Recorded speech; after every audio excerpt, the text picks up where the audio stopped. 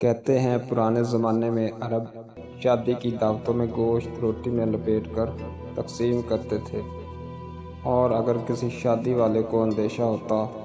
کہ گوشت کے ٹکڑے کم ہیں یا کم ہو سکتے ہیں تو اپنے قریبی عزیزوں اور دوستوں کو صرف روٹی لپیٹ کر دے دیتے تھے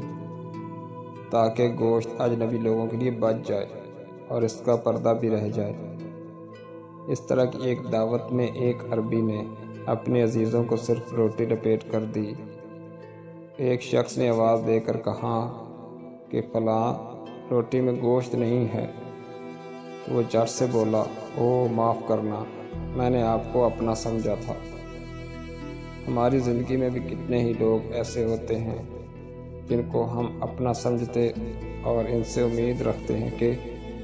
وہ ہماری عزت کا خیال رکھیں گے، لیکن وہ پیٹھ میں خنجر گھونپنے کا کوئی موقع